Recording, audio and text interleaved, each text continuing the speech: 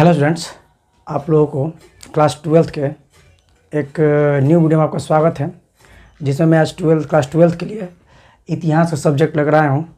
इतिहास में मैं आप लोगों को पढ़ाऊँगा पहला लेसन, जिसका नाम है ईंट मन के तथा अस्तिया। राइट, आप लोगों को जो भी होगा हिंदी मीडियम में पढ़ाई होगा, हिंदी मीडियम ही बेस्ट है। ठीक है, इसका जो नाम है ईंट मन के तथा अस्तिया। राइट, ये जो है एक्चुअल इसका दूसरा नाम क्या है? इसका दूसरा नाम जो है हड़प्पा सभ्यता। क्या बोलते हैं? हड़प्पा सभ्यता। ठीक, और इसका एक और नाम है जो कि ये एक नदी है, चूँकि ये जितने भी सभ्यता है ना, ये हड़प्पा सभ्यता जो है ये नदी घाट के किनारे पर क्या हुए थे? विकसित हुए थे। जिस नदी का नाम क्या है? सिंधु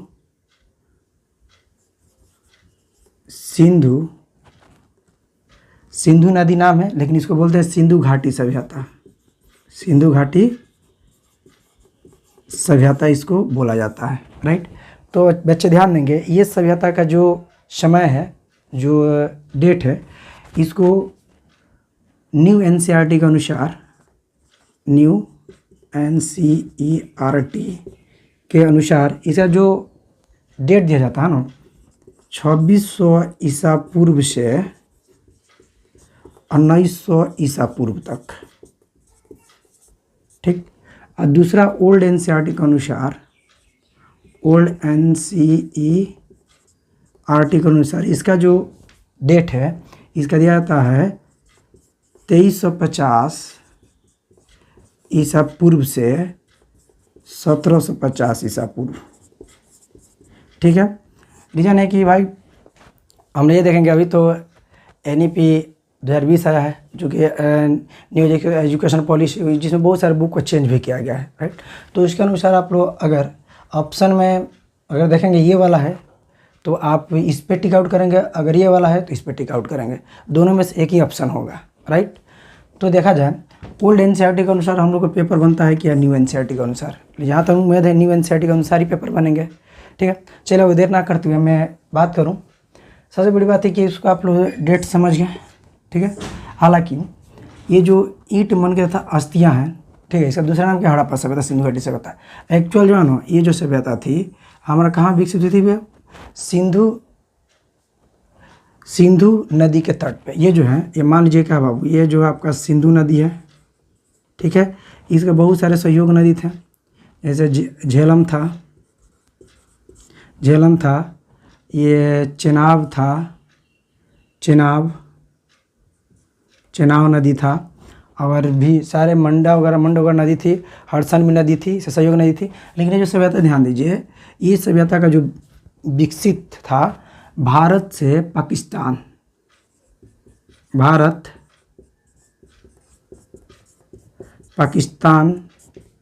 प्लस अफगानिस्तान। ठीक है, ये जो सभ्यता थे ना, ये सभ्यता बहुत बड़ा सभ्यता, बहुत विकसित सभ्यता माना जाता है इस सभ्यता को। बहुत बड़ा सभ्यता और बहुत विकसित सभ्यता भी माना जाता है इस सभ्यता को। राइट, तो देखा जाए तो ये जो पहले थे, आज से जब ये ईसा पूर्व की बात हो रही है ना, 2326 ईसा पूर्व, करीब कई हजार वर्ष पहले की बात हो रहा है, तो ये जो ईसा पूर्व थे ना, इसमें भारत पाकिस्तान एक ही था, एक ही प्रांत थे, साथ में अफगानिस्तान में मिला हुआ था। ठीक है, तो ये सारे मिले हुए थे। ओके, अब ध्यान देंगे बाबू, इसमें ये जो हड़प्पा, हालांकि इस सभ्यता का नाम तो सिंधु सभ्यता है, लेकिन इसका नाम हड़प्पा भी क्यों पड़ा? इसका भी रीजन है। इसका भी क्या है? रीजन ये है ना, हड़प्पा जो एक स्थान है, हड़प्पा स्थान है ना, इसका खोज इस सभ्यता में सबसे पहले हुआ था। ठीक है, सबसे पहले हुआ था। पहले होने का कारण क्या था ना, एक पाकिस्तान में जगह है जहाँ पे क्या हो रहा था ना, रेलवे लाइन बिछाया जा रहा था। क्या बिछाया जा रहा था बाबू? रेलवे लाइन बिछाया जा रहा था, जहाँ पे इसके नीचे ईंट चाहिए थी, ईंट देना था। लेकिन ईंट देने की वजह से क्या हुआ कि यहाँ पे देखा लो कि क्या है, बहुत ऊंचा एक ईंटा का बना हुआ कुछ है। लोग जानते, लेबर क्या जानेगा, लेबर मजदूर कुछ जानेगा नहीं वो क्या है क्या नहीं। ठीक है, तो लोग आके बेचारे ईंटा को उजाड़ के इसमें पूरा बिछा दिए, लगभग 100 मील तक। कितना बाबू? लगभग 100 मील तक। 1 मील का मतलब होता है 3 किलोमीटर, समझे? तो अभी सोच लीजिए कि 100 मील तक बिछा दिया ईंटा, राइट।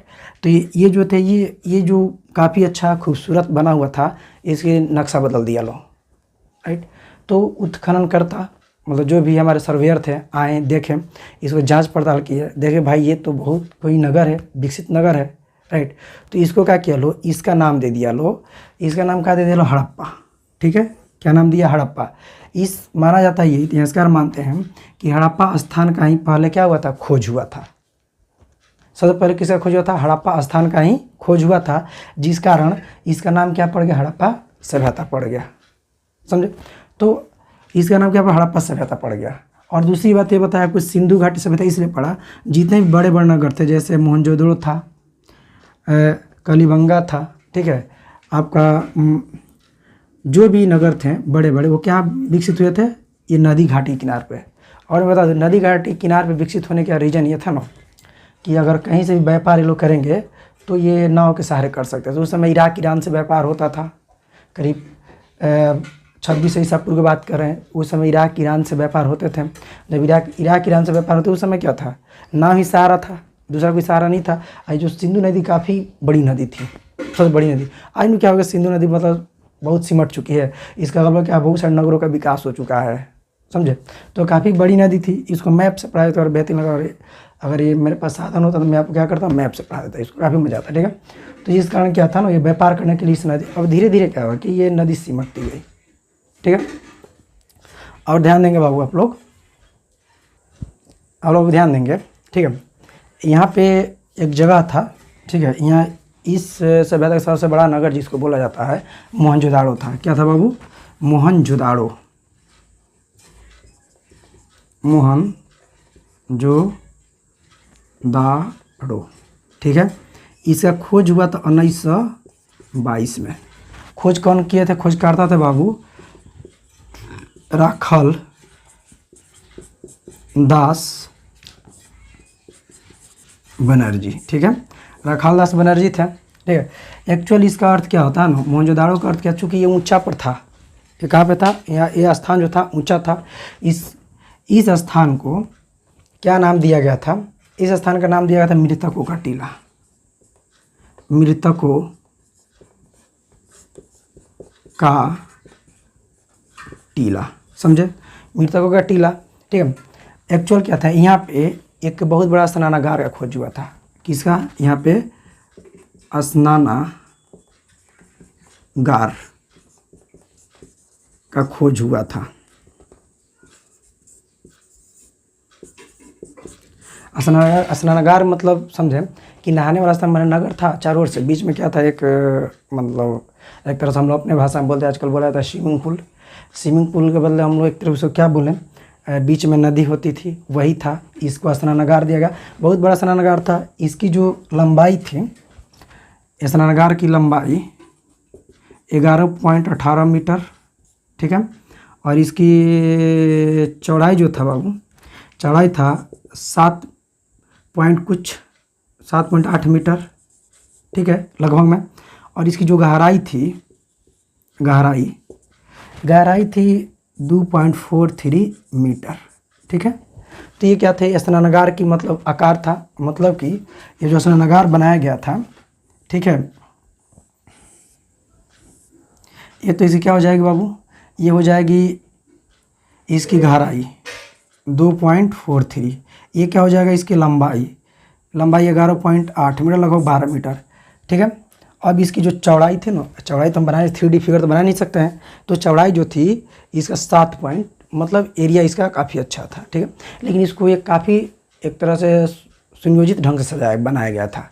इसके अगल बगल क्या थे, इसके अगल बगल रूम थे, ठीक है, मतलब छोटे छोटे रूम होते थे, किस लिए कि जो व्यक्ति नहाएंगे उसमें कपड़ा को चेंज कर सकती, ज़्यादातर लेडीज ही नहाती थी कपड़ा प्लस इसके साथ ये था ना, इसमें जो गंदे पानी थे निकलने के लिए रास्ते बनाए गए थे, जो कि कहाँ पे मिल जाए, ये सिंधु नदी में जाकर आराम से मिल जाए। और गंदे पानी क्या करे, सिंधु नदी से होते हुए कहाँ चला जाए, अरब सागर में चला जाए। कहाँ चला जाए बाबू, ये अरब सागर में जाके मिलती थी, अरब सागर में जाके गिर जाए। और इसमें क्या होते थे, कुआँ भी था, इसमें क्या था, कुआँ था, इस जिससे पानी क्या होती थी, जिससे पानी को पूर्ति होता था, राइट। तो यहाँ तक क्लियर है, किसी डाउट यहाँ तक, अगर डाउट हो तो कमेंट आप लोग कर सकते हैं कि सर ये प्रॉब्लम है, तो मैं इसको और अच्छा से बता दूंगा। ओके, तो अब देखते हैं बाबू, यहाँ तक क्लियर हो गया। अब देखिए, इस सभ्यता को हम लोग कांस्य सभ्यता भी कहते हैं। क्या कहते हैं बाबू?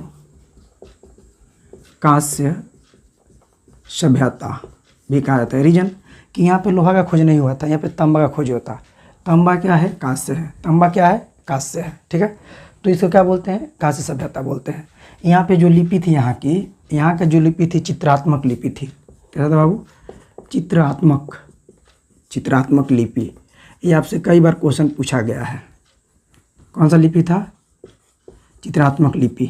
यहाँ से कई बार क्वेश्चन पूछा गया है कि हड़प्पा सभ्यता की लिपि क्या थी, तो चित्रात्मक लिपि थी। बिहार बोर्ड में बार बार क्वेश्चन आते हैं। प्लस ये पूछा जाता है कि हड़प्पा सभ्यता में सबसे पहले किस धातु की खोज हुई थी, तो यहाँ पे कांस्य, मतलब तांबा भी रहे या कांस्य रहे, तो उसको आप लोग टिक आउट कर लेंगे। समझे? आपसे ये भी क्वेश्चन एनसीए ऑब्जेक्टिव में दोनों में से पूछे जाते हैं। ठीक है, आपसे ये भी क्वेश्चन आपको हमेशा आता है, क्या सबसे बड़ा नगर कौन था? मोहनजोदड़ो। स्नानागार का खोज कहाँ हुआ था? मोहनजोदाड़ो में होता है। यहाँ पे एक और बात है, इस सभ्यता में, हालांकि मैं पहले ही बताया था, ये सभ्यता जो था विकसित सभ्यता था। यहाँ पे कृषि भी करते थे लोग। ठीक है, लेकिन इतना टेक्निकल नहीं था अभी जैसे हम लोग के पास है। इन लोग के पास टेक्नोलॉजी कम था। ये लोग अपने खेत के जो थे बैलों से करते थे। समझे? बैल। ठीक है, इसलिए इन लोग मानते हैं क्या चाहिए, ये लोग शिव के उपासक थे।